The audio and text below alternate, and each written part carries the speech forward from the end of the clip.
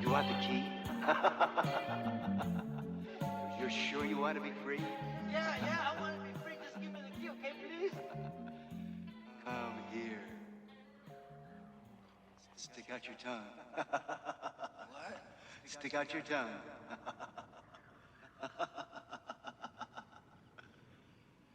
There's the key. That's the key to the universe.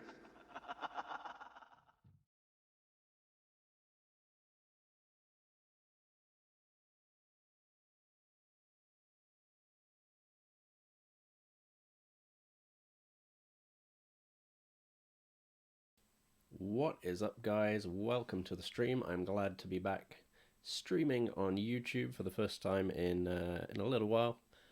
I've been away, so to speak. I've been doing a lot of streams on DLive, and I feel I've kind of been neglecting the YouTube channel. So I've worked out a way to do a multi-stream, streaming to both DLive and YouTube simultaneously, and hopefully that's not going to cause too many problems with the connection or anything like that, but we'll see how it goes, and if it works out well, then I might stick to it. So first things first, tonight we're going to be looking at John Lee Hooker's Miss Sadie Mae. Now, I'm not entirely sure if it's Miss Sadie Mae Curl My Baby's Hair or just Miss Sadie Mae. There are two different versions, but we'll come on to that in a little bit. But it is a late 40s, pretty early John Lee Hooker track. Possibly the version recorded by Elmer Barbee in Toledo, Ohio. One of just a few tracks that was recorded in Ohio and not in Detroit, at around the end of 1948. So I'm going to do the usual thing and do a bit of a quick bio on John Lee Hooker and the song. There's not so much to say about the song itself in terms of history, but we will talk about John Lee Hooker, where he comes from, and a little bit about his early days, sort of around the time that he was making this record. So the stream health on YouTube is looking good. That is excellent. DLive, it's looking like it might be a bit scuffed, but never mind. Let me just check as well how the audio levels are. Seems to be okay. I'll maybe turn it up just a little bit. Alright, yeah, we're in the yellow, so I think that means we're good. So, it's another Open G Spanish tuning song. I've still got quite a few Spanish tuning songs lined up for you. I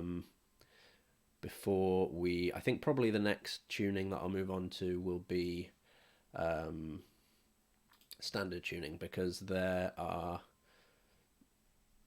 probably Open G is the most common one at least among the blues songs that I like, followed by, and it's very hard to say, I've said this before, either Open D or standard tuning. So I'll probably move on to standard tuning next, and we'll do another batch of standard tuning, or I might just mix it up and do some Open G, some standard, some Open D, and then if you are a fan of, say, Bentonia tuning, Skip James style, then we'll do some in Open D minor as well.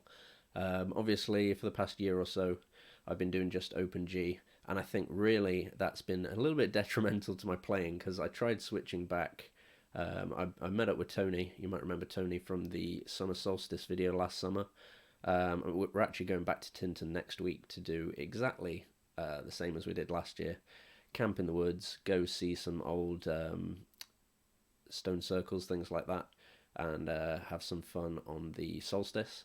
But yeah, I hooked up with him recently, went down to his, and my standard tuning playing has suffered somewhat due to kind of a combination of factors, mostly me just playing in Open G, but also other issues that have been going on recently, which I won't get into. But I think I need to step it up and just switch up between Open G, standard, Open D, because I haven't played any Open D really at all since I first discovered it since I first started messing around with Open D.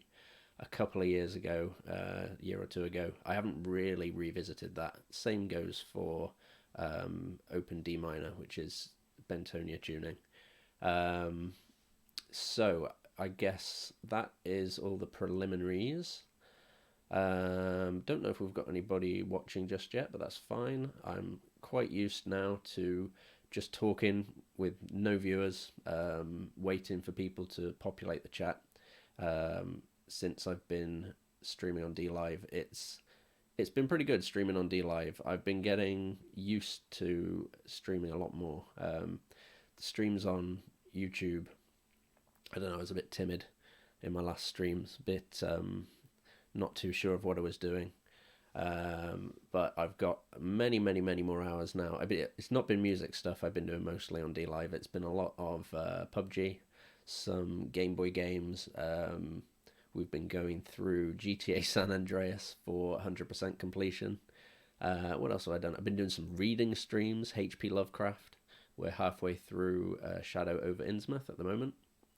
And I'll probably finish that off in the coming days. And I also want to do Call of Cthulhu. That's a fantastic story, and I think I could probably do it in one sitting. So let's get right into the history behind this. So, a song, Miss Sadie Mae, which is by John Lee Hooker, who is a true, or was a true blues legend of the Mississippi. Fantastic music and very original for a man who supposedly, well, I say supposedly, for a man who was illiterate for much of his early recording career when he was starting out. He wrote some fantastic, not just music, but lyrics as well. And he is probably one of the top 5 bluesmen, in my opinion. Right up there with, I mean, he is easily just one of the greats, full stop. So, first things first, let us have a read about his life and the life and times, so to speak, of John Lee Hooker. Now, this is a fantastic resource. If you search Google for John Lee Hooker discography, you will come across it. It's a 90-page PDF document hosted by angelfire.com, who I think they're one of the OG free internet hosting providers from back in the day. And I'm not sure who it is that maintains this document. Klaus, now excuse my pronunciation, I'm not very good with umlauts. I'm guessing that's a German name. Klaus Ruhnisch, Klaus Ruhnisch, who has made a fantastic resource, 90 pages long. And this looks to be part of a larger project, The Great R&B Files. This is number 2 of 12, part 1. So there is a part 2. I've never seen the part 2. But this, I've seen this document before over the past few years, and this is, it says at the top, updated April 15th, 2019. So it is a working document. He does keep it up to date, which is excellent. The bit we want begins on about page 20, which will give us the biography of our man John Lee Hooker. And I'm just going to read it verbatim because it's a really good biography, so there's no reason to skip anything out. If anybody is talking in the chat right now, apologies, but I've got this full screen, so I can't. Oh, there we go. I can see now. I don't think anybody's here yet, so it's not too bad. There we go. I can see. So. The heading for this section: born in Mississippi, raised up in Tennessee. John Lee Hooker was born August 22nd, 1912, or possibly 1917. So again, a bit like Charlie Patton and Son House. His exact date of birth is up for debate. It's there are conflicting records, so it's not too certain exactly when he was born. But he was born August 22nd, either 1912, 1917, or a couple of other years in between, on a sharecropper farm in Tutwiler, Tallahatchie County, close to Highway 49 and Highway 3, south of Clarksdale. So we've already looked at the area around Clarksdale. We know Son House frequented the Clarksdale area, as did Charlie Patton at one time in his career. So south of Clarksdale, Coahoma County, Mississippi. Hooker himself has given other dates of birth, in later years often 1920, and other files say anything between 1915 and 1923. After his death, home in his sleep in Los Altos, Santa Clara County at the San Francisco Bay Area. Oh, that's interesting. That's the sort of birthplace of the Grateful Dead, no less. In 2001, I didn't realize it was that long ago, the Hooker family confirmed his birth date as 22nd of August 1917. Findings by Bob Eagle and Eric S. LeBlanc, published in Blues: A Regional Experience 2013, suggest Hooker was already born in 1912. Information found in the 1920 and 30 census Routledge enumerations outside and in Tutwiler Town, Tallahatchie County. John Lee's mother was Minnie Ramsey, born in Glendora, Mississippi, 1880 or possibly 1875. So again, you go back that far and it becomes difficult to know exactly when people were born. Died around 1950, so early in John Lee Hooker's career. Married to his father, sharecropper and spare time preacher. Again, very similar to Son House. William Indexed Wildred Hooker, who was born in North Carolina around 1871, possibly earlier. John had 6 brothers and 4 sisters, of which not all survived. Only religious music was allowed in the Hooker family. The family moved to a new farm, the Fuel Plantation at Vance, Mississippi, again not far from Clarksdale, in circa 1920, where John said he later met Snooky Pryor and Jimmy Lane, known as Jimmy Rogers, in Chicago. According to the Bob Eagle findings, the parents separated in around 1921, since John's father was remarried to Anna from Louisiana already in about 1922. Johnny was the only child who around 1930 moved to his stepfather, William Moore, from Shreveport, Louisiana. No recording of his life, I suppose. Moore was a local Lambert, Mississippi blues musician. He died before John Lee got to Detroit. Hooker claimed Blind Lemon and Jefferson came to visit Moore, and he also remembered Blind Blake and Charlie Patton. So these are some OG blues guys right there. So he's a man who's steeped in the blues, even from around his very, very young days. Around 1928, or possibly earlier, John had started playing the guitar, which he said was given to him by blues singer Tony Hollins, who courted his sister Alice. And later he got his second guitar from William Moore. From Moore, Johnny learned to play the boogie on guitar, which is a big part of the John Lee Hooker sound, that sort of boogie rhythm. And tunes like Peavine Special via Charlie Patton, Rather Drink Muddy Water, My Starter Won't Start, Don't Turn Me From Your Door, and When My First Wife Quit Me via Tony Hollins. John was also influenced by Tommy McLennan, and much of his greatness may be due to his natural youth mix of gospel and the blues. Second heading, Hobo Blues, Drifting from Door to Door. Hooker left Mississippi and moved to Memphis, so that's where he goes to Tennessee. Bit north of Clarksdale. Clarksdale's up in the north of Mississippi. Memphis is, I believe, in the south of Tennessee, so they're not a million miles from each other, still quite far though. He moved there 1933 or 34, first staying at an aunt's and later working at the cinema New Daisy and possibly also the W.C. Handy Theatre.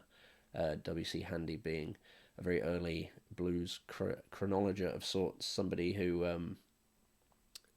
initially got the blues out there to the outside world on Beale Street. Johnny claimed that during his Memphis stay he worked with Robert Nighthawk, Eddie Love, brother of pianist Willie, and the pianist Joe Willard. He soon hoboed again. This time he spent a period in Knoxville, Tennessee, and arrived in Cincinnati, Ohio in about 1935. During these early years, Hooker sings the blues and works with gospel groups like the Big Six, the Delta Big Four, and the Fairfield Four in the evenings, and in factories, theatres, cinemas, and warehouses during daytime. The years between 1939 and 43 are unaccounted for, except for a short spell in the army, stationed near Detroit. Hooker may even have travelled to the south. Section 3, It Got to Come Out, Boogie Chillin'. Now that's possibly up there in the top 3 most well-known John Lee Hooker songs, Boogie Chillin'. And I think it was possibly his first big hit as well, but we'll come on to that. Hooker started his career, eventually leading to become the world's foremost traditional blues singer via his arrival in Detroit in around 1943, first working at a receiving hospital and later at Dodge and Comco Steel, possibly also as a janitor at the Chrysler car plant and sweeping up at the Ford Motor Company. He first married Alma Hopes, and they had one daughter, Frances, but they soon parted, and he later married Sarah Jones. In late 1944, he met Maud Mathis, married her, and had 2 sons and 4 daughters. After his separation with Maud in 1970, when John moved to California, he was married to Millie Strom for a while. Like a lot of the blues guys he got around. In the evenings of the mid-40s, John got small jobs at the clubs around Hastings Street, which you hear him sing about in Boogie Chillin', like Forest Inn and Club Basin. Legend has it that T-Bone Walker handed Johnny Lee the first electric guitar, as John became T-Bone's kid when T-Bone was working in Detroit during 1946 to 48. Johnny Lee, as most of his friends called him, invented his own unique style, non-rhyming, sometimes out of rhythm, and was introduced in 1948 to Bernie Bessman of Sensation Records at Woodward Avenue, and co-owner with John Kaplan of the Pan American Record Company. And we'll come on to Sensation Records in a little bit, because the track we're doing today, Miss Sadie Mae, was released. There's 2 versions of the song, and I'll explain why that is a little bit later on, but one of those versions was released on Sensation Records and the other on Fortune Records, one as a 78 RPM and the other as a 45 RPM. So he's introduced to them by Elmer Barbee, who was Hooker's original manager, and who I think is the person who got this track, Miss Sadie Mae, recorded. And he spotted Hooker playing with his trio at the Apex Bar on Monroe Street, although legend, I'm not sure if legend is in inverted commas because that's a book, or if they're just saying legend says Bessman discovered Hooker at Lee Sensations Bar, Russell and Orange, or at the Monte Carlo. Barbee continued to promote Johnny as his manager after the Beastman introduction for other record labels up to late 1951, mostly recording in Barbee's record shop at 609 Lafayette Street, but the main records of Hooker's up into 1952 were recorded by Bernie Bessman at United Sound. Hey JDino, welcome to the stream. Enjoy lurking. I've got the D-Live chat up on one side, and I got my YouTube chat on the other side, so I should be able to juggle between the two and stay interacting with everyone, which is good. I've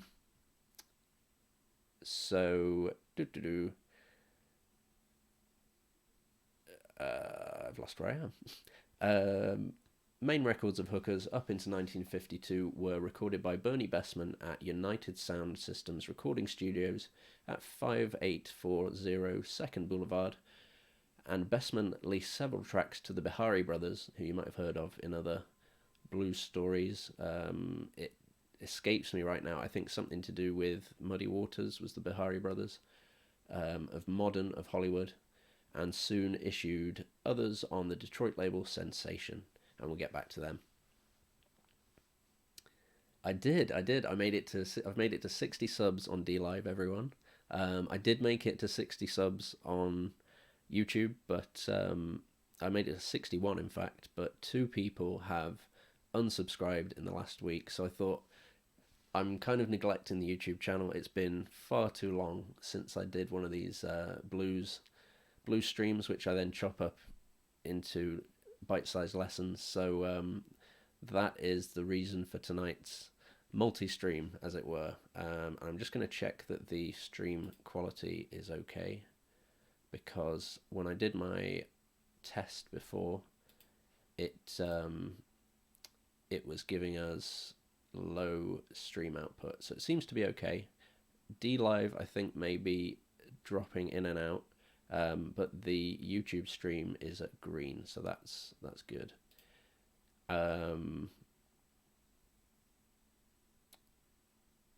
So Sensation, we'll get back to them in a bit. A total of 8 Bestman recorded modern singles, so Modern is the Bihari Brothers label, were issued from November 48 to December 1950, and 7 on Sensation and Regal from 1949 November to October of 1950, plus a further 7 on Modern from 1951 to October 52. Almost 100 alternates, variations, and extras were kept in the can and later issued on album compilations. And you come across a lot of those on. There seem to me to be more compilation albums of John Lee Hooker than anything else, than your standard, 12-track LP. Well, sorry, I've got. This is going to look very confusing for anyone watching the YouTube video back. DLive chat, JDNO says it's a little freezy and laggy, but he can put up with it. If you watch on the YouTube page, it seems to be okay, but I'm quite happy for you to watch on either one, to be honest. Anyone watching is a bonus for me. So first recordings, When My Wife Left Me, is the next heading. Hooker's first recording was done for manager Elmer Barbee in Detroit on 12th of June 1948, so almost 61 years to the day. Rocks, a far more natural title, would have been Miss Sadie Mae, and shortly thereafter he cut demo recordings around August 1948, Leaving Chicago, aka Highway Blues, and Wednesday Evening Blues. These 3 recordings were originally unissued but released in Britain in 1990 on a Crazy Cat LP, Boogie a While. So again, compilation records figure in this a lot. Also cut was the combo recording Miss Sadie Mae and demos of When My First Wife Left Me. That song was issued in a new version as Drifting from Door to Door on Modern in 1949. So where it says the combo recording Miss Sadie Mae, I think that's the one we're going to be looking at today. Let me just check that out. So the next page basically has that brief history already on the next page, but it goes into a little more detail. So 1939 to 42, he joins the Army Forces near Detroit for a short spell. Later, probably travelling south again, possibly visiting Alabama and New Orleans. John was registered in Lambert, Mississippi in October 1942. Short-lived marriage with Alma Hopes, one daughter Frances, circa 41, yeah, we said that, and then yet another failed marriage with Sarah Jones. 1943, settles in Detroit, Michigan, working as janitor at a receiving hospital and later in steel and car industries while playing blues at night. 1944, meets and then soon marries Maud Mathis, around 19 at the time, a marriage lasting for 25 years. Their first child, Diane, born on 24th of November 1946, the second, Virali, later known as Zakia, I think I'm pronouncing that right, who was born 1st of April 1948, and more to come, including John Lee Jr. on 15th of January 1952, and Robert on the 25th of July in 1953. Later came daughters Karen, Shavonna, and Lavetta. Now, moving on to his actual musical career now. So 1947, receiving yet another guitar. So this is beyond the first guitar he was given by his, I think this is stepfather Moore. Receiving another guitar, this time from T-Bone Walker, who, like many others, called Johnny the Kid. Settles in a rooming house on Madison Street and finds more club works around Hastings Street, jamming with Eddie Burns and his partner John T. Smith, and with guitarist Andrew Dunham in clubs like the Forest Inn and Club Basin, and with his own small combo featuring James Watkins piano and Curtis Foster on drums. So I think possibly the other version of Miss Sadie Mae, because there's two versions. One is Miss Sadie Mae, Curl My Baby's Hair, and the other is just Miss Sadie Mae. And because I don't own the original records, I don't know which is which. So it may be that the guitar tab that I submitted to Ultimate Guitar, which is this one right here. Oh, nope. There we go. Miss Sadie Mae, Curl My Baby's Hair is what I've put as the title, but actually I think it might just be Miss Sadie Mae, the tab that I've done. But that is by the by. We'll come back to that. 1948. So Hooker's first manager, Elmer Barbee, records several demos during the summer in Barbee's record shop and also Miss Sadie Mae in Toledo, Ohio. So I think that's the version that I've done the tab for. One version, as I said, featured piano and drums, and the other is just John Lee Hooker on guitar, and the one that I've done is just John Lee Hooker on guitar, and I think that's the one recorded Toledo, Ohio at the end of 48. Barbee, or probably Hooker himself, brings the demos to record producer Bernie Bessman, and Bessman produces Hooker's first commercial recordings at United Sound Systems on 5840 2nd Boulevard on the 3rd of September, according to late information, with Joe Syracuse, the engineer. A total of 10 tracks plus alternates are cut at this first regular session. Bessman leases the recordings to the Bihari Brothers Hollywood Station label. Hey, welcome to welcome to the YouTube chat, JDino. There you go. Switching. Is it any better on YouTube? Is it kind of scuffed on there as well? I know that the delay is a lot less on the YouTube channel. It's like 5 to 6 seconds, where on DLive it's something like 10-second delay, which means that chat, when someone says something in chat or they respond to something you do in the stream, excellent, because YouTube was a little bit scuffed when I did my test earlier, but I've dropped the frame rate from 60 to 30, so it should be good, given just how iffy I think the DLive stream is potentially.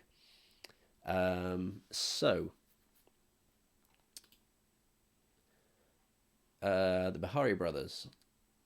Bessman leases the recordings to the Bihari Brothers. Jaden Channing, welcome to the YouTube stream. Hope you're doing well today. We are just looking at the history behind John Lee Hooker before we get into learning the actual tab that I've submitted to Ultimate Guitar. I say submitted, it's actually on Ultimate Guitar. Usually I'll submit the tab, and when I'm doing the live stream, it won't be live because it takes a little while. May or may not be the same person. I did think so when I saw the beginning. I thought, but I thought I'll just go with it just in case it's another person. There we go. I have multiple viewers who are the same person. That's always good. So the Bihari Brothers. Where did we get to? So Bessman leases the recordings to the Bihari Brothers Hollywood-stationed label Modern Records as John Lee Hooker and His Guitar. On November 3rd, the first Hooker single is issued, titled Boogie Chillin', which is actually the B-side of Sally Mae. And again, Sally Mae, that's another song with similarities to Miss Sadie Mae. It's pretty much the same song, very similar riffs. These are all very classic John Lee Hooker open G licks. That same month, Hooker starts moonlighting as manager. Barbee sells several recordings to Detroit producer Joe Von Battle. So when they say moonlighting, basically because of contractual obligations, he would record under lots of different names, which is why there's lots of different versions of essentially what is the same song. But in order to enable him to make a bit more money, because it was quite difficult for the blues artists to even make a decent buck, because a lot of the money would be taken by the recording labels. So to facilitate earning a bit more, he would record under different pseudonyms. The first pseudonym record being Black Man Blues, released as Texas Slim on King Records around December. Other recordings which Barbee sells to Battle are resold from Battle to Savoy and its subsidiary Regent. Regent's Goin' Mad Blues, as by Delta John, and Savoy's Low Down Midnight Boogie, as by Birmingham Sam, are issued during February and March the following year. Hooker lives with his family at Jameson Street off of McClellan and Charlevoix in Detroit.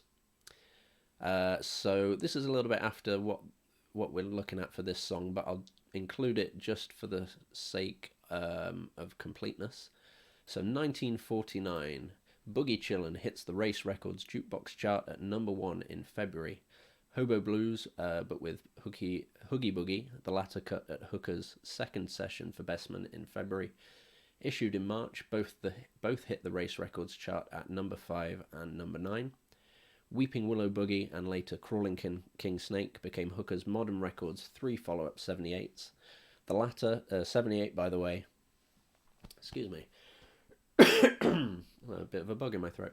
78 is the third speed of record.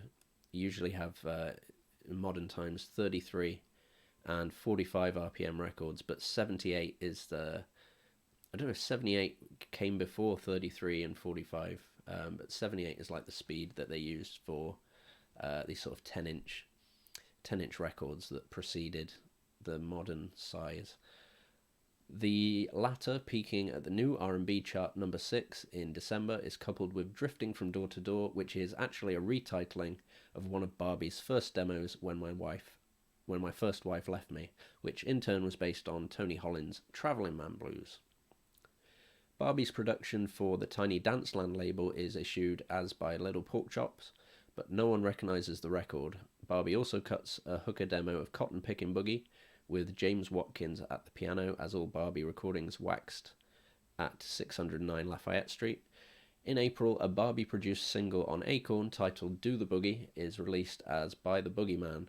Around August, Joe Von Battle, who records Hooker in his shop, Joe's Record Shop at 3530 Hastings Street, cuts several Hooker tracks as Texas Slim for King Records, the first issues being The Numbers and Nightmare Blues. In November and December, Bestman issues the first 2 of several singles on the local Detroit label Sensation Records, Burn in Hell featuring Eddie Burns on harmonica and Huckle Up Baby. The latter record peaks at the R&B chart number 15 in February 1950, and that, by the way, is the A-side to Miss Sadie Mae, Curl My Baby's Hair, which is, I think, the version with piano and drums behind it.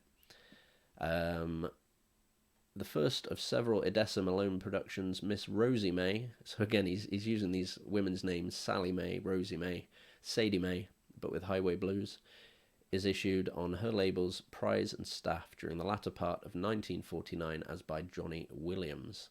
Pseudonym and Pirate Records will continue to appear on the market during Hooker's years with Modern Records, even more than the Regulus.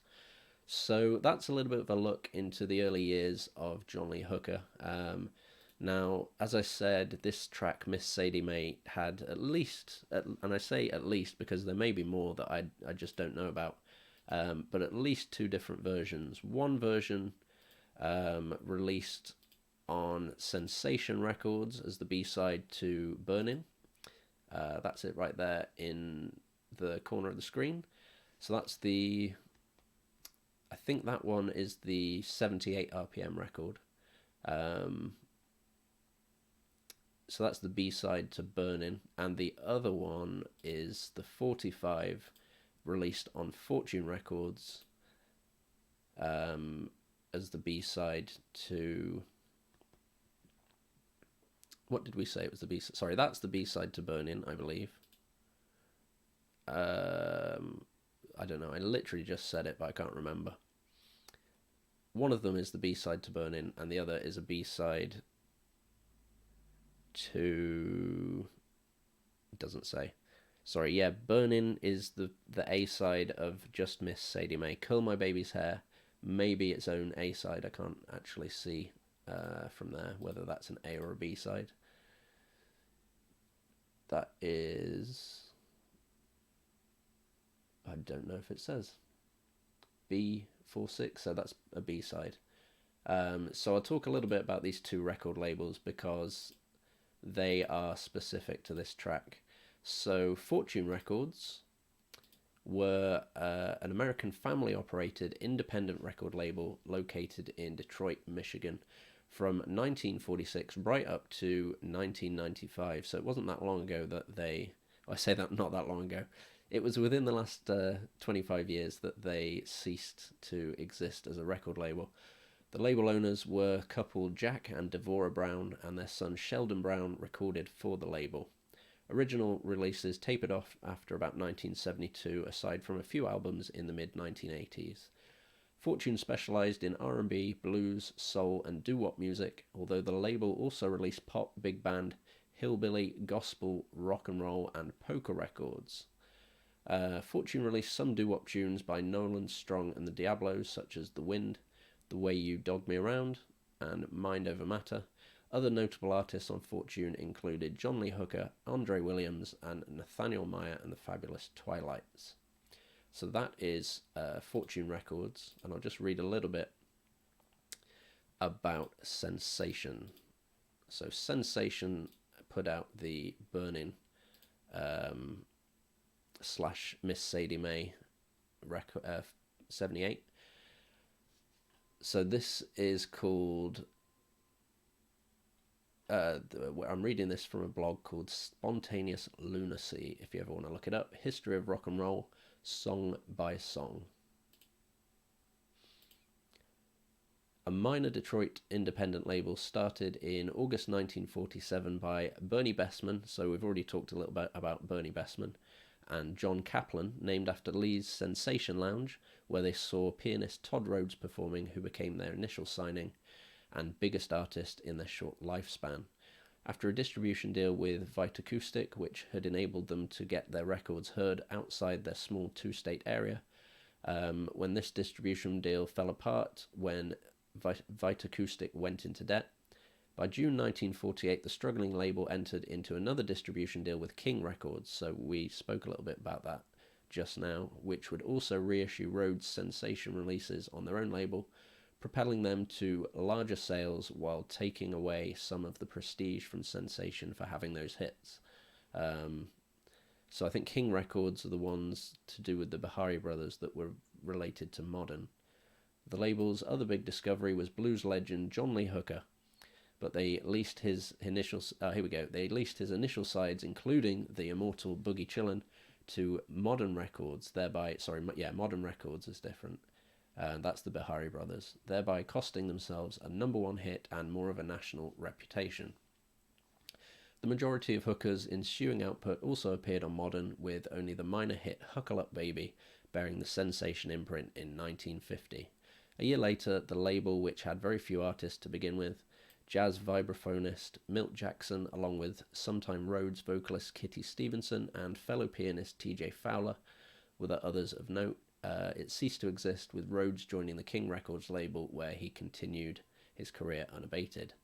In the end, Sensation was notable for opening the door of opportunity for Detroit artists, but couldn't stick around for long enough to capitalize on the fertile musical grounds that would reap huge rewards in the 1950s, seeing most of the best talents head to King Records, and especially in the 60s when Berry Gordy's Motown empire was born and put Detroit rock and roll on the map forever. So that is the brief history of the labels that released this track and its variations, and a bit about John Lee Hooker himself and where he came from. Stream health on YouTube is looking good still, that's good. Channel dashboard says we're A-OK. So I'm going to move on now to the actual guitar tab. Now, that's what I was saying. Meme Man, welcome. Oh, funny to see you on YouTube. Yes, I'm a traitor for moving to YouTube, but guess what? I am multi-streaming to both DLive and YouTube at the same time. For some reason, DLive is a little scuffed. It keeps dropping out, but I think the YouTube stream should be okay. But good to see you, man. Good to see you. I'm just covered the history of the track we're going to do, and I'm going to go through the guitar tab itself now. So let's have a look at where that is. Where's the tab? There's the tab. So I was just saying before about when I've done guitar tabs for Ultimate Guitar previously, I've had to wait. You know, I do the live stream and the tab wouldn't be live because I had to wait up to 4 to 5 days just for them to approve it. But this one was actually approved within like 10-15 minutes. I uploaded it to Ultimate Guitar. Bam, I got a notification saying that they'd approved it straight away with a single, because it's like a peer review. A single user had approved it with 5 points, which was enough to put it through. And then I thought, oh crap, I got to do the live stream. But that was like a week or so ago, so I've kind of been sitting on this for a little bit. So the information here for Miss Sadie Mae, it is in open G tuning, so that is DGD, GBD from low to high. We want the capo at the 5th fret, which puts it from G, the key of G, to the key of C. Damn, everybody double viewing on YouTube and DLive. Nice. So, yeah, this kind of covers a little bit of the information. I think it might be slightly incorrect, what I've written here.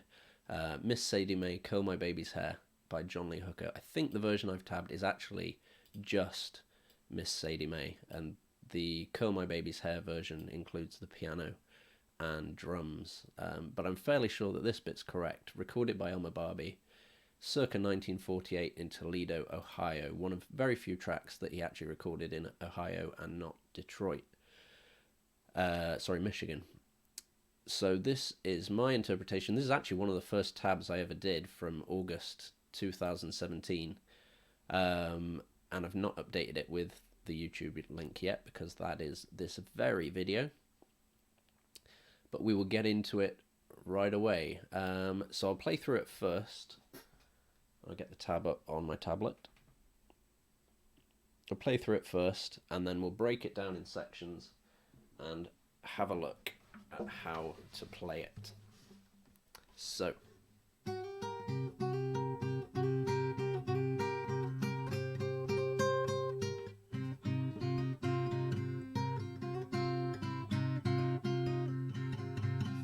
Sorry, I need to set it to auto scroll.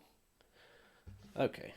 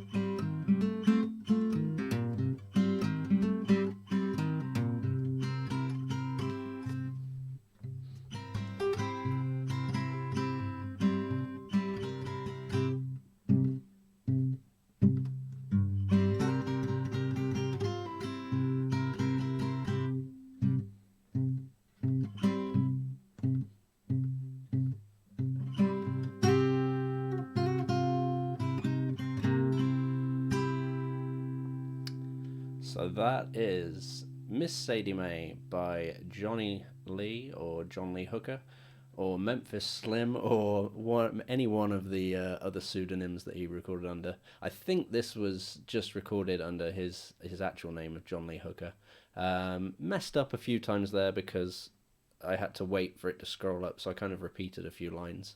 But that's the gist of the song, and it contains lots and lots of classic John Lee Hooker licks and riffs that he used throughout lots of different songs. So if you're looking to get into John Lee Hooker, it's a pretty good song to start off with, because you learn a lot of the little tricks and tips that he uses in playing, particularly in his open G style.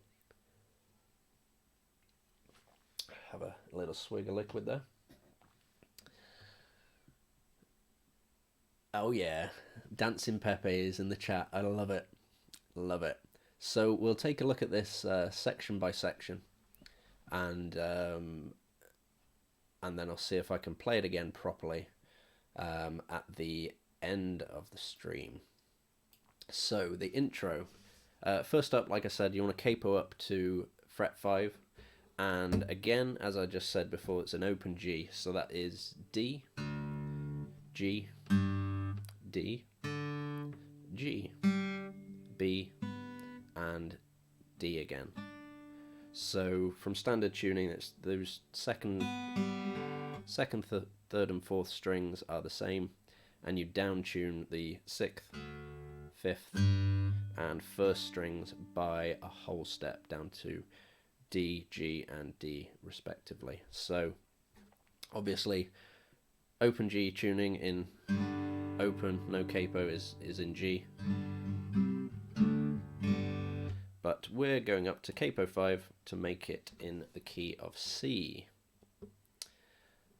So this intro, you essentially, for a lot of this song, you're just playing open on the 5th and 4th strings, or sort of alternately and together, and then you play the melody on the 1st to 3rd strings.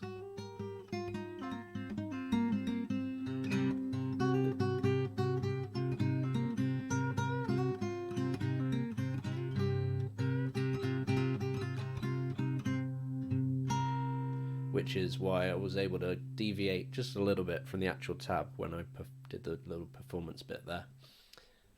So we'll start with the intro.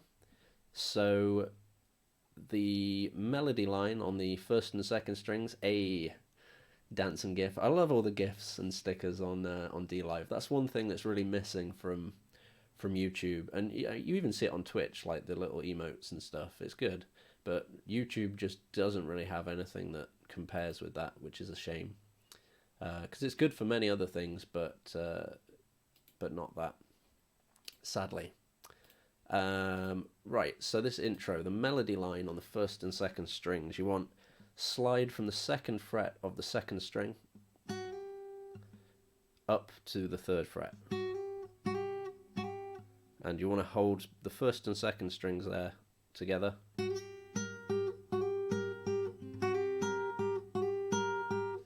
and then the bass bit on the 5th and the 4th open. So slide up to the 3rd on the 2nd string, and then when you go back to that 3rd fret on the 2nd string, you play those two open, and then again you do the same, but you play the open strings on every time you play that 2nd line now. So, and now for the 3rd iteration, so the 3rd time you play on every single strike. So that's 1st, 2nd, and now the 3rd, and then on the 4th you do the same again, but you leave them to ring open. So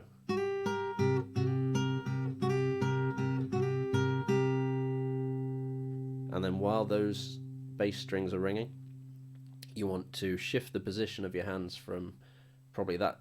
I mean, you could do it straight from that.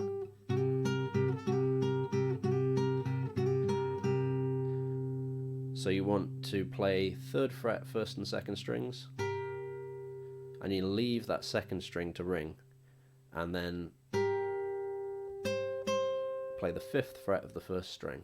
And you play that twice, so, and then you want to do a hammer on from the 3rd to the 5th on the 1st string. And then you play 5th fret twice again. So, and then end on that 3rd fret of the 1st string. So far we've got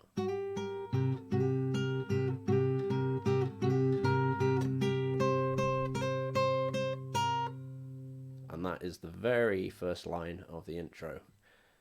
So the second section we are going into the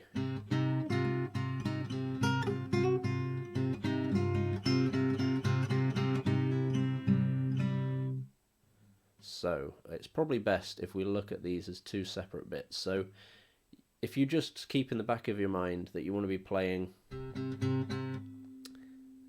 open 5th string, basically with almost every time you play one of those melodies on the treble strings. So if I play it very slowly, you'll see what I mean.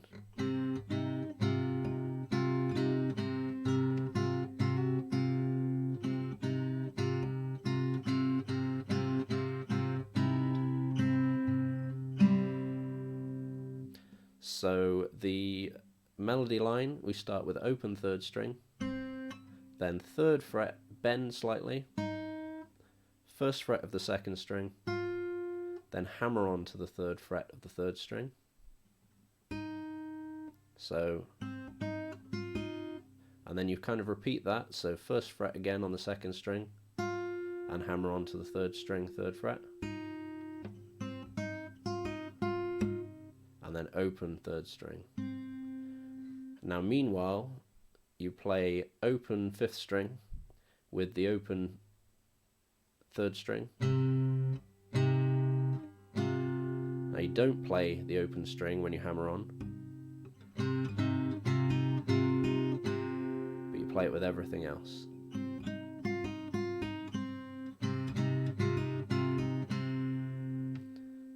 Now you play 3rd fret bend on the 1st string, and you play open 5th string with that again. So you just do a very slight bend, not much, just. Then 1st fret of the 2nd string, and again when you hammer on, don't play the open string again. So, and then you play open 3rd string and 1st fret of the 2nd string along with open 5th string now.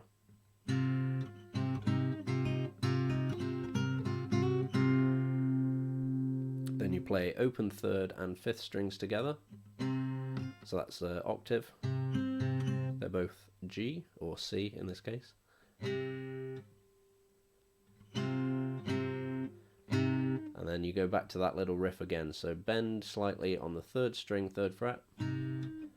1st fret of the 2nd string, hammer on to the 3rd fret of the 3rd string, and when you hammer on, you don't play the open again, just as before. And now we play that 1st fret, 2nd string, open 3rd string and 5th strings, and you play them 6 times. Then with that same sort of, so your thumb and 2 fingers, you want to play 3rd fret, slide to the 4th fret on the 3rd string, and open 2nd string and 5th strings. Lovely sound there.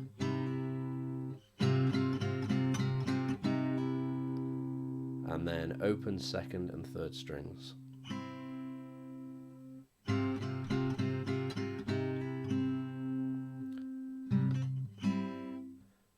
So, in total for the intro.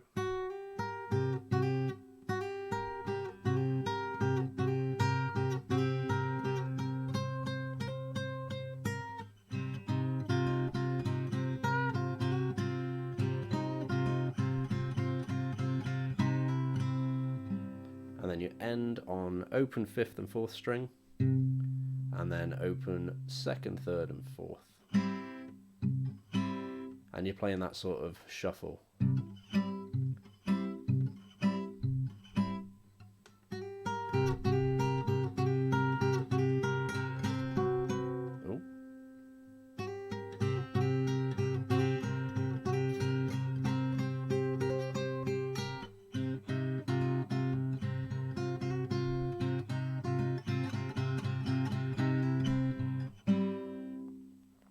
And that takes us up to verse 1.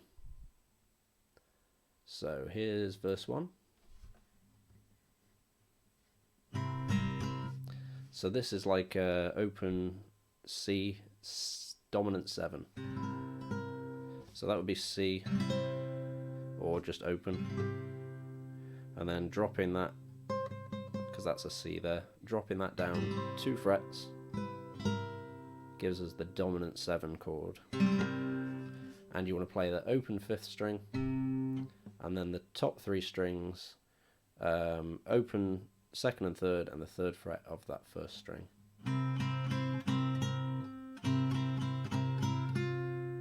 And then instead of playing straight twice over, on the 2nd time you play the 1st fret of the 2nd string. And then we play that nice... Oh no, I'm sorry, I'm looking at the wrong line. You play open 2nd and 3rd with open 5th. So we'll look at that in context to the last line.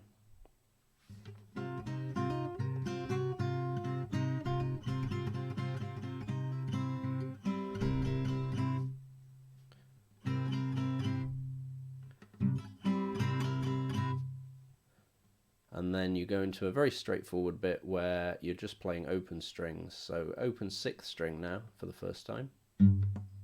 Then open 2nd, 3rd and 4th strings. So you're getting that shuffle in. And you go from the 2nd, 3rd and 4th to the 4th and 5th.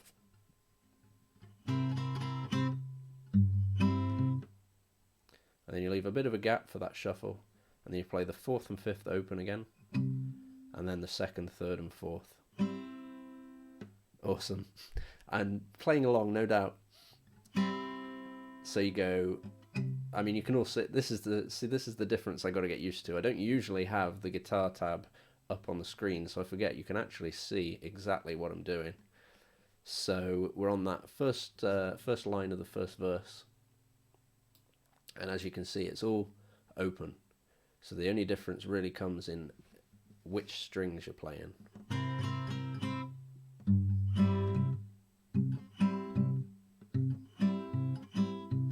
Onto the second line.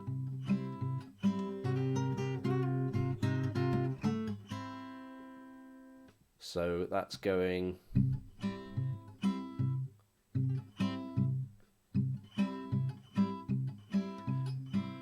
that whole bit straight. And now it's kind of similar to the opening bit where you go, but instead of just doing that over, you do, and then on the 2nd string you slide from the 1st to the 2nd and then back down to the 1st again.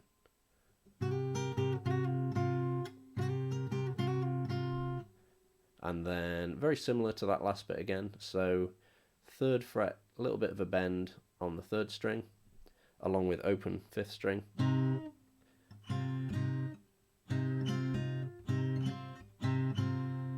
then hammer on to the 3rd fret of the 3rd string. And then open 3rd and 5th, but also with the 2nd fret of the 4th string. And then those open 2nd, 3rd and 4th. So far for the verse.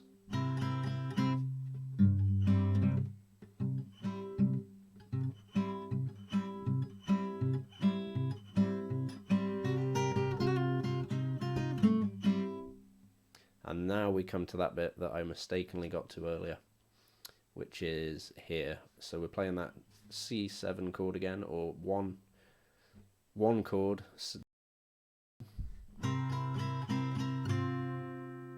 So you play that little triplet, open 5th string on the 1st strike and play 3 times. So, and then again, but only twice. And then on the 3rd beat of the triplet, you play 1st fret of the 2nd string. And now we do that nice little, and then down to the 4th and 5th, so the open C bass line. and then what would be the final beat of a little triplet after that bass line. So that's the C7 again on those treble strings.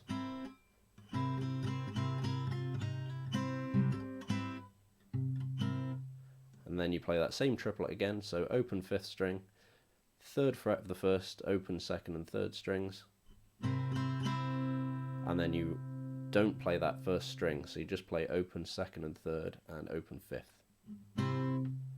And then open the 5th, 4th and 3rd strings, and then you play I guess a little power chord, 3rd fret of the 5th and 4th, and then 5th fret of the 5th and 4th strings. So from the beginning of that line, that's this line here.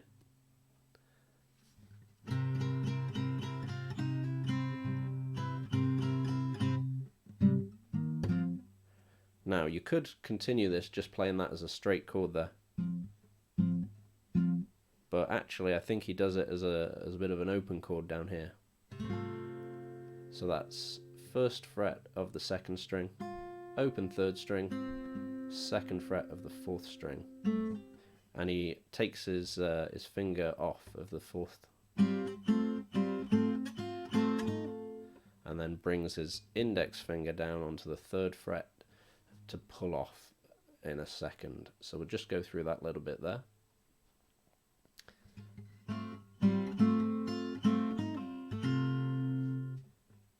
So that is end of the last line. Now the next line. So that's first of the 2nd, open 3rd, 2nd fret of the 4th, then open on the 4th, then back to that original shape. Then you play just the 2nd string, play that full 3 string chord again, then you do a 3rd fret of the 3rd string and pull off to open, and then you play 4 strings including the 5th string, which is open.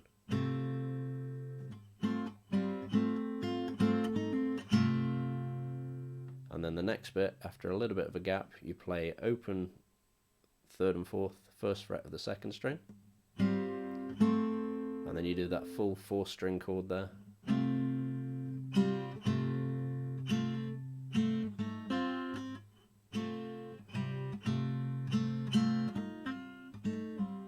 And where you put on the 3rd fret along with the 2nd fret, you pull both of those off.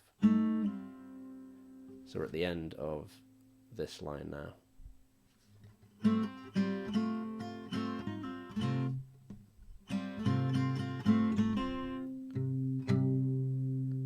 So that's the little lead in to the next line there. Open 5th string, and then open 4th and 5th.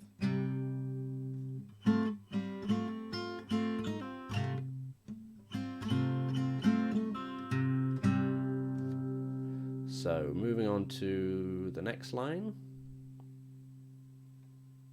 Just line it up correctly. In fact, I'll keep that previous line just in case we need it. So here we're using the 3rd and 5th strings open, but we start off with the 4th and 5th. So open 4th and 5th, just like the end of the last line. And then we hammer on to the 3rd fret of the 4th string.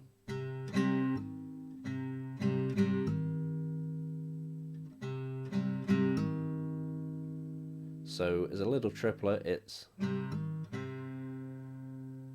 so 4th and 5th open, hammer on the 3rd fret of the 4th string, and then 3rd and 5th strings open.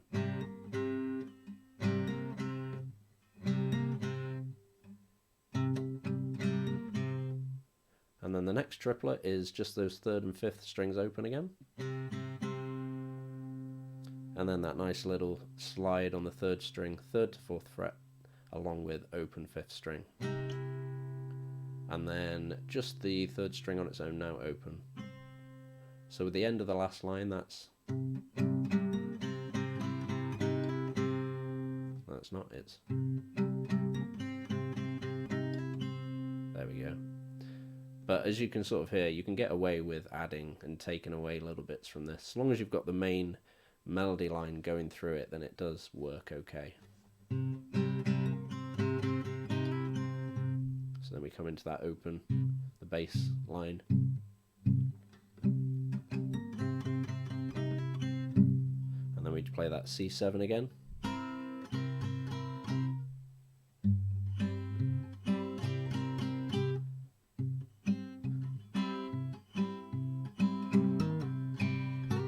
And we come into the first little, I don't know what you'd call this, but kind of a bridge, I guess.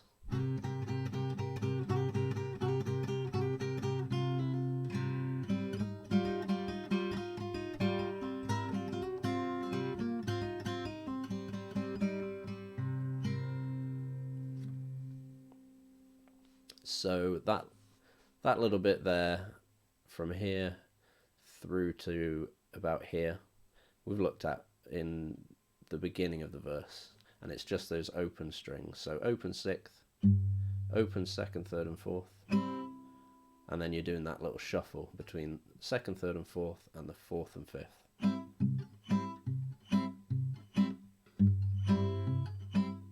And then you play fifth open, second and third open at the beginning of this triplet, at the beginning of this line, and then you make it a C7,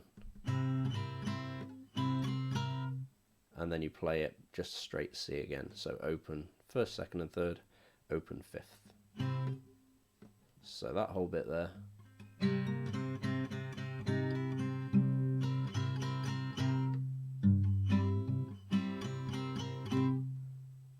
And then you do that little.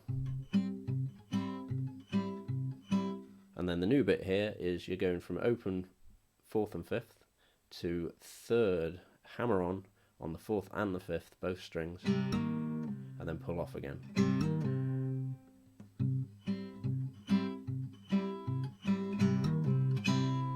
And then open second, third, fourth and fifth, and that's where this little bridge bit comes in. So that's first and second strings slide from the second to the third.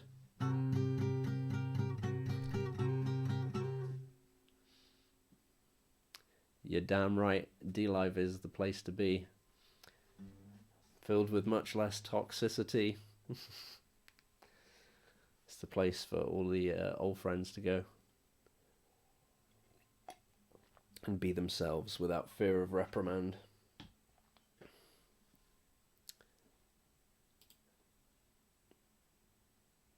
Yeah, I think Phil might be the correct term there. Sorry. Actually managing to keep up with the chat on two different platforms. Amazing. So you got that. So this riff is very straightforward. You just play the open fifth and slide from second to third on the first and second strings. But the very first time you do it, when you slide up from second to third, you don't play that open fifth string. Just a little lead in there, and then it's triplets on the third fret of the first and second strings, and you play those triplets twice, and then the third, fourth and fifth set of triplets you do that little slide up from the second to third along with the bass line. So it goes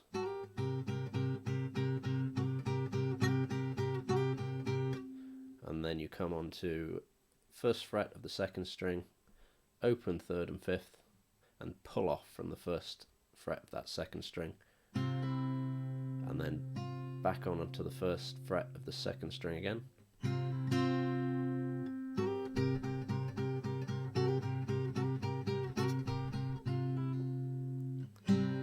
and then open fifth, fourth and third strings, so that open C, and then just the third and fourth. And now this bit, I've tabbed it as open fourth, third fret of the third, and then open third, first fret of the second, and you just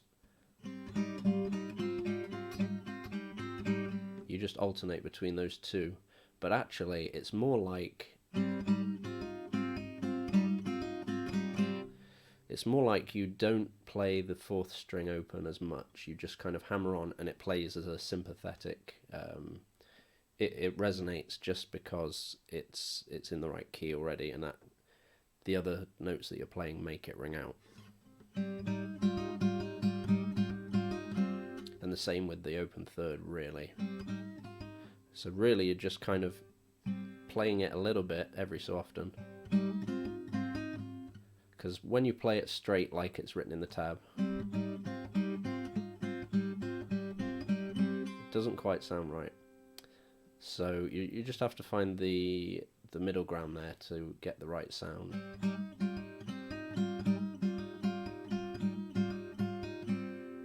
So there's a lot of hammer on there that's not really written in the tab. So essentially I think you're probably playing the fourth string open each time rather than open third string, and the open third string just resonates because it's the root note.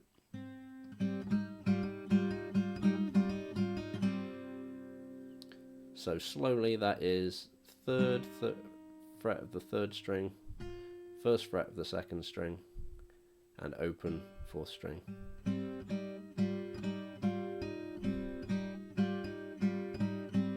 And I think it's time for me to scroll down there, and we get to the end of the first verse. And then it's open third and fourth, and then we use the open third string as the bass line now, as the bass note, and we do a little bend on the third fret of the first string. So I'll play that melody without the third string.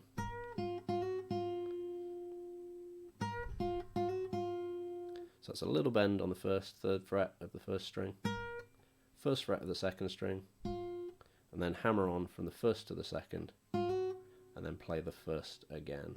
And that's all on the second string there. First string, second string. Meanwhile, play the open third string. And again, when you hammer on, you don't play the open string. You just play it with the other strings when they're being played and not hammered. And then you go back to that little riff. So open third and fourth. And then it's... And then a nice simple little bit,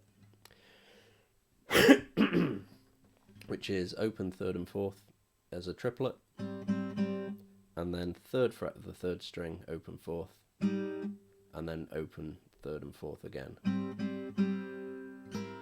And then the lead into the next verse is that C7, but just the treble strings. So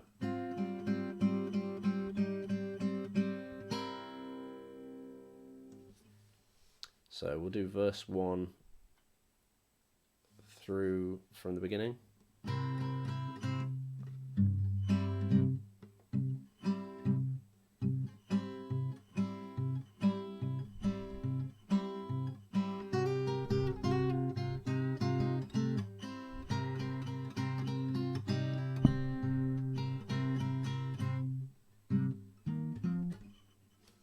Scroll.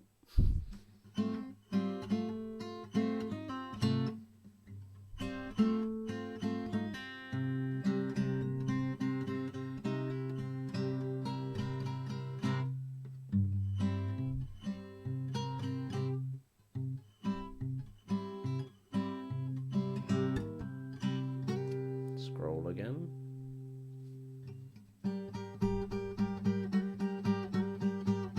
Sorry, wrong string there.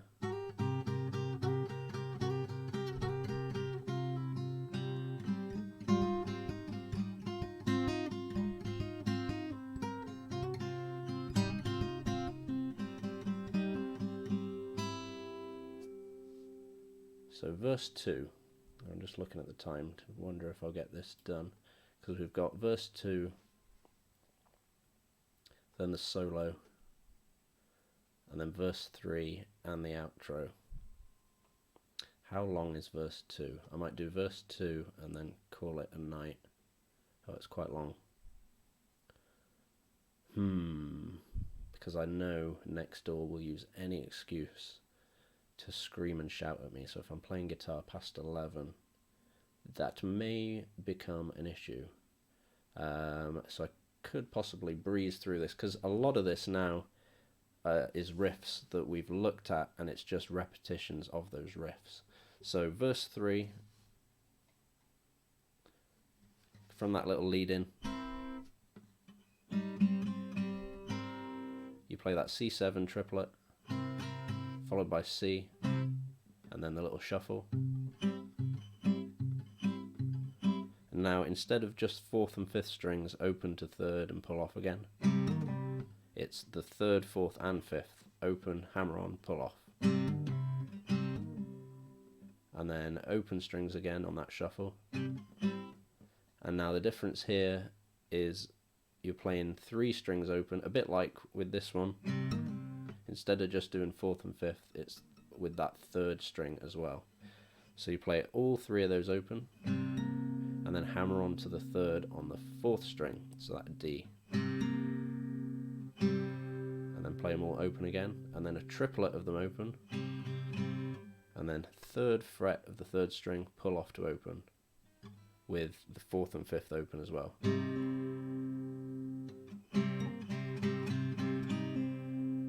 So, first 2 so far.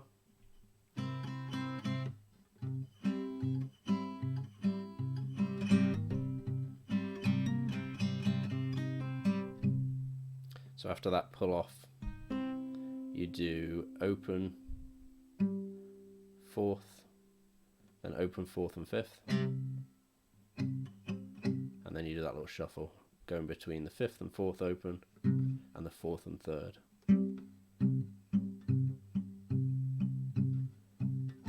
And then we go back to that little riff, except this time you do play the open 5th fret with that first lead in. And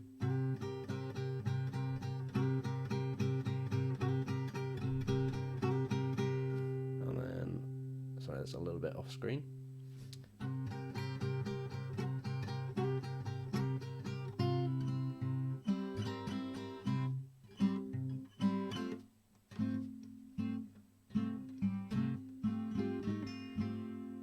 And again, that's exactly the same as we looked at before, just in a slightly different order. So you're looking at, the only thing different is that we're playing the 2nd fret of the 1st string as well.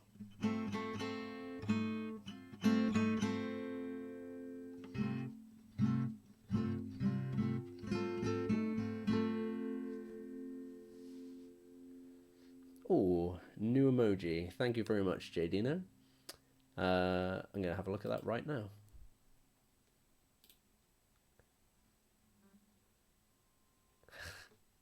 Yes. That's what I like to see. I'm going to use it. That's what we want. Guitar-based emoji. Love it. Thanks, dude. Appreciate it.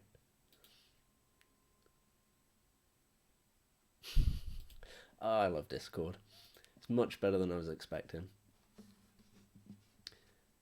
Sentai Genji, welcome to the stream. Hope you're doing okay today. I hope I pronounced that okay.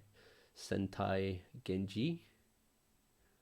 I could be wrong. Re, indeed. Re. I wish I could re a bit louder, but it's a bit late. So yeah, this bit we're looking at here, it's the the 4th? Yeah, 4 chord. So it's a F, really. And instead of just playing it as those 4 middle strings like we did before, you're playing it as the 4 bottom strings. So you want to add the 2nd fret of the 1st string. And then you... tomorrow I'm going to be with my mate in... oh, almost leaked where he lived then. I'm going to be with my mate at his, preparing for next week's camping, so doing a bit of jamming with him, which I'll probably record, but I can't stream because he doesn't have Wi-Fi. But when I get back, I might do a bit of PUBG then, so in the evening, but it'll probably be quite late when I get back, so I'm not sure yet. But I might do a bit of PUBG after the stream. like tonight, but we'll see. Because I've been having some fun playing the PUBG recently. Or I could just do an entirely new stream when I finish this and do it that way.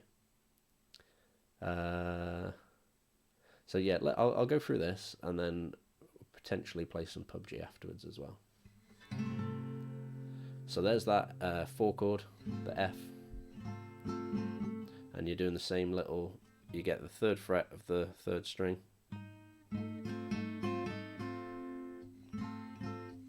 so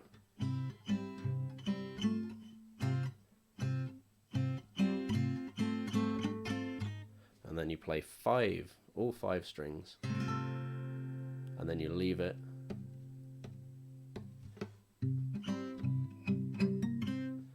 and then you come back in with the open strings again. So open 5th and 4th, open 2nd, 3rd and 4th, open 4th and 5th again.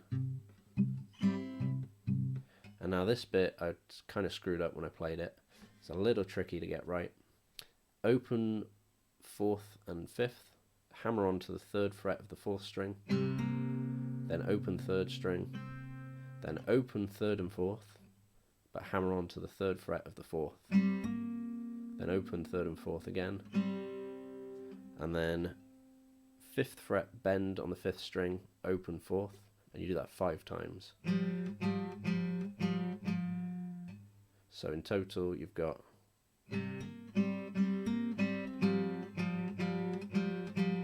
and then you do 3rd fret of the 5th string, open 4th, hammer on to the 5th fret of the 5th string, and then bend 3rd fret of the 5th.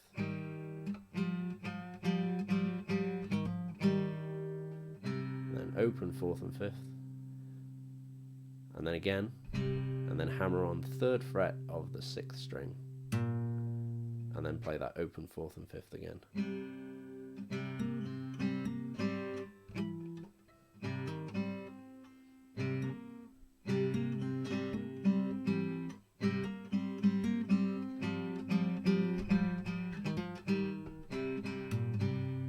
And then you play 3rd fret of the 5th string, open 4th, but pull off to open 5th.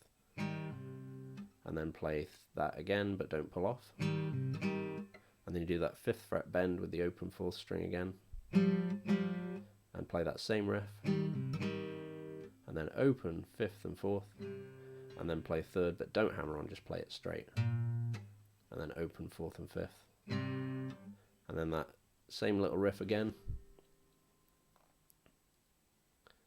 So open 4th string, 3rd fret of the 5th string, pull off to open, then play 3rd fret again, and now instead of hammering on or bending, you slide up to the 5th. Then that same little riff again, and then open 4th and 5th, hammer on to the 3rd fret of the 6th, open 4th and 5th, and then that little riff. So we got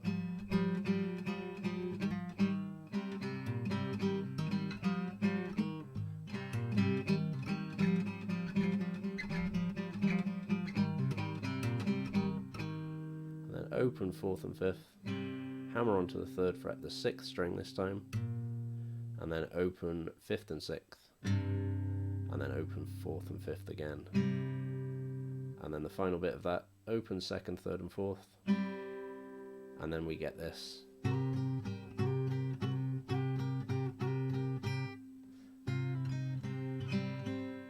And then it's that same little little fill there.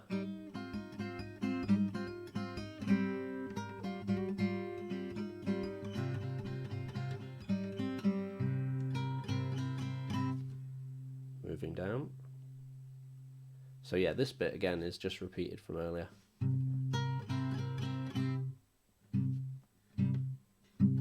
Shuffle.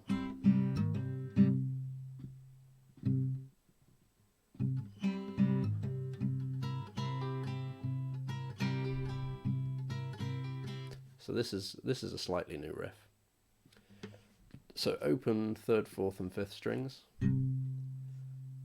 and then that C7 on the treble strings, but then you play it with the bass note on the 5th, play the treble strings, C7, and then pull off to open on the 1st. And then play those treble strings open again. And then you play 5th, 4th, and 3rd open. Then the treble strings playing the C7 again on their own but with no bass. And you repeat that riff.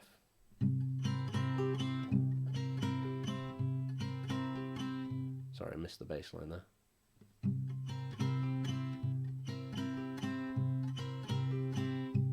So now we come on to the solo, and this is basically the same idea as with that little bridging section.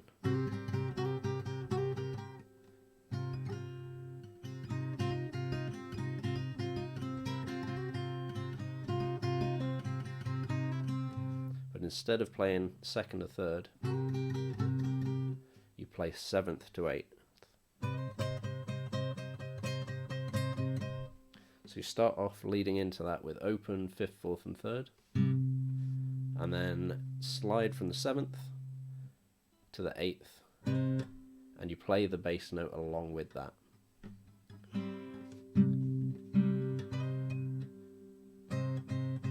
So you play little triplets there. And on the first pre-triplet, so first beat, miss the middle bit of the triplet, last part of the triplet, sorry, next fret, and then 4 times straight with no slide on the 8th fret. And then the next one you do a slide up and then play straight, and then 1, 2, 3, 4, 5, 6 times in a row. So for 6 triplets you do the slide up again. Play it straight, and then you go down to the 2nd fret, and at the end of that little triplet you slide up to the 3rd, and then you play straight from the 3rd fret. So the solo so far.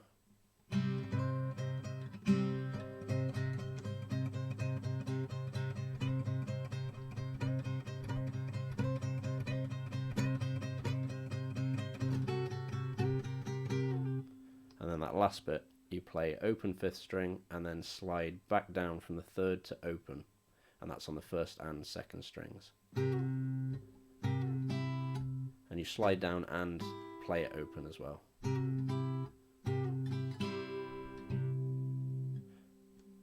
Just check you can actually see that, yeah. So.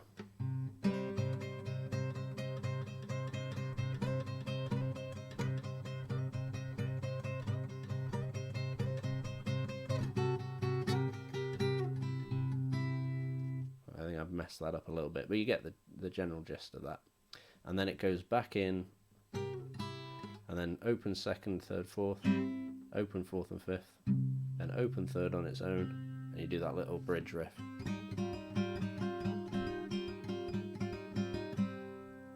And then that little linking bit that we looked at before, from right at the beginning.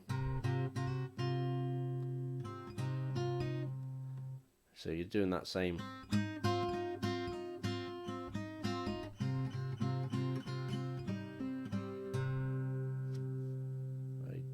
Just off screen there. So we'll look at the very last bit. Bruh. We'll look at the very last bit of the verse now, and I think we might just make it before 11 o'clock. So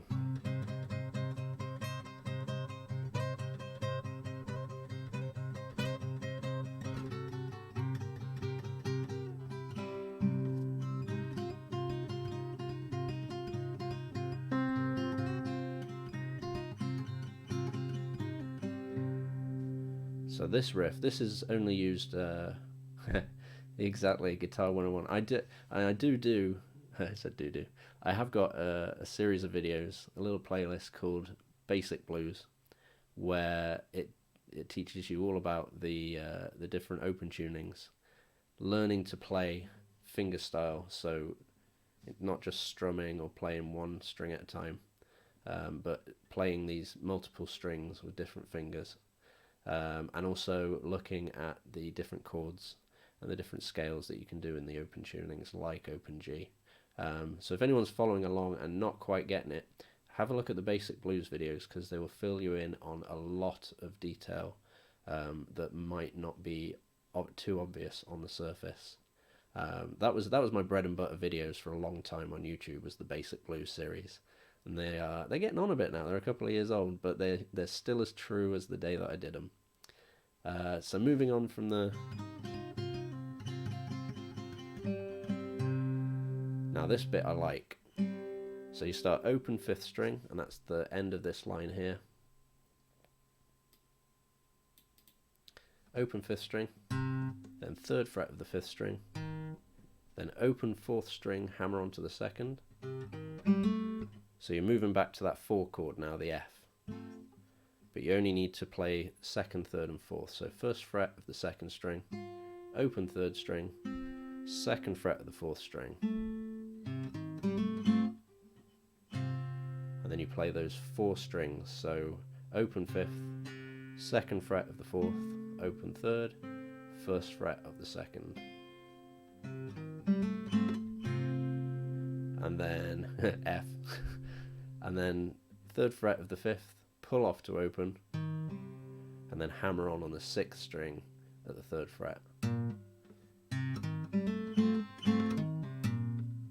And then you play that open 1 chord, so the C, 5th and 4th strings, then 3rd, 4th and 5th, and then you play that whole bit again.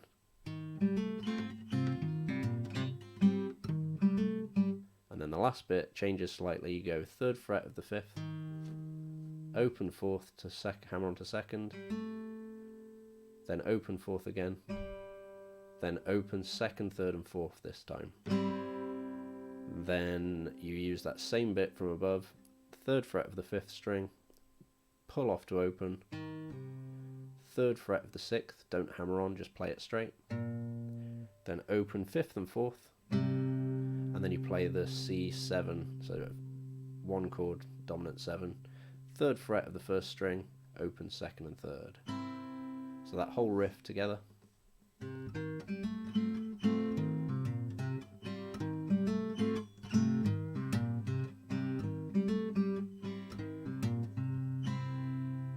And that takes us on to verse 3. And it's all stuff that we've looked at this point. So you're playing that C dominant 7, or 1 chord dominant 7, open 5th string, 3rd fret of the 1st string, open 2nd and 3rd. And you do that as a triplet, so bass line on the 1st strike, and then just the treble strings on the 2nd and 3rd.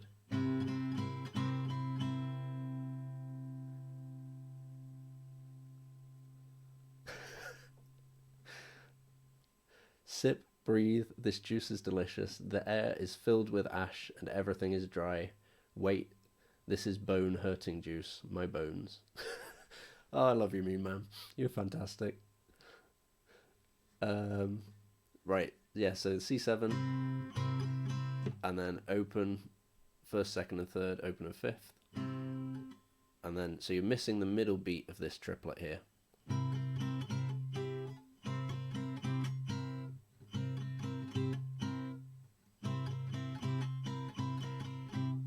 So that's a little bit like the riff we played before.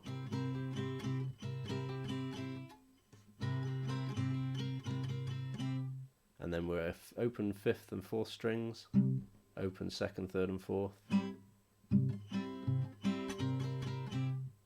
And then the very final part of the 3rd verse is very straightforward. Open 5th, and then open 4th and 5th, open 6th. So,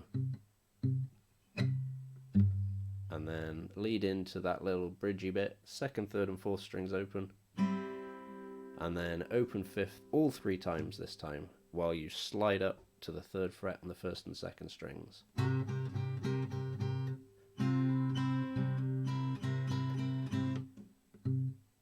So that's repeated.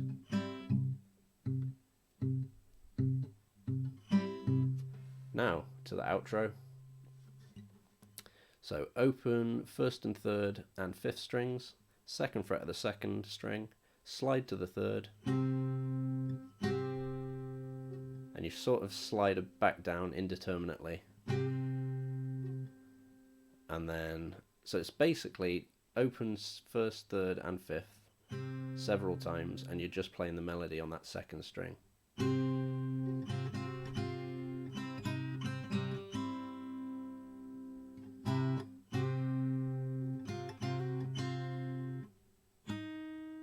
And then open 2nd fret, slight bend on the 3rd string at the 3rd fret whilst playing open 5th, open 3rd string on its own, open 4th and 5th, and then open 2nd, 3rd, 4th and 5th, and you let them ring, and that's the end of the song. That's the end of the outro. Luska or Lucia, Californication. Maybe some other time. I think I might have done another stream where I did Californication, so you might have to look back through my older videos. I'm sure I've done a bit of Chili Peppers at some point, but tonight we're doing Miss Sadie Mae by John Lee Hooker. So I'm going to play it through one more time in total, and then we're going to bring the stream to a close, and I might stream again on DLive with a PUBG stream. We'll see what happens. So Miss Sadie Mae, one more time.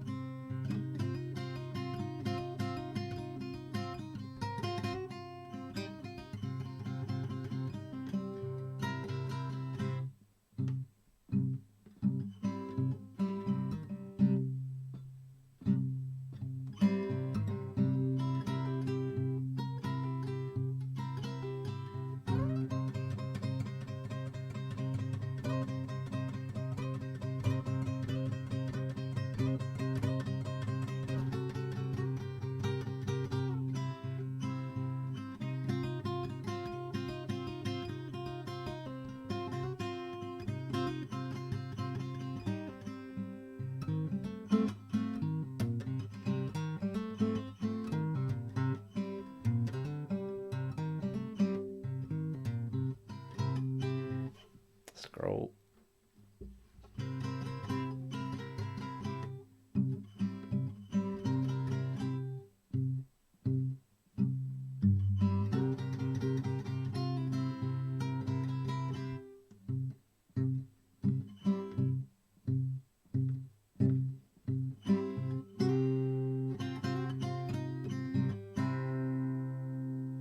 And there we are, Miss Sadie Mae by John Lee Hooker. That's the whole song, and the tab to go with it for anybody who wants to learn it. And that is available to peruse on ultimateguitar.com. I've got a link to that in the description of the video for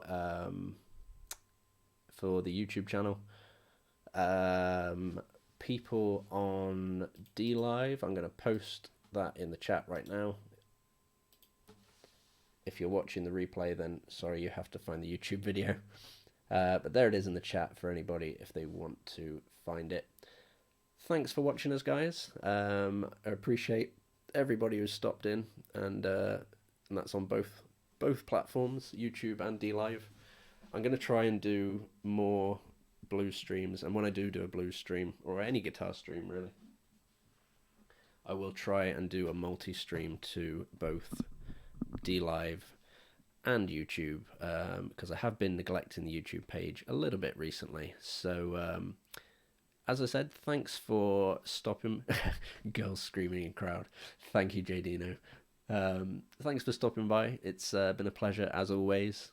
I will be back on DLive later on, I think, for a little bit of PUBG.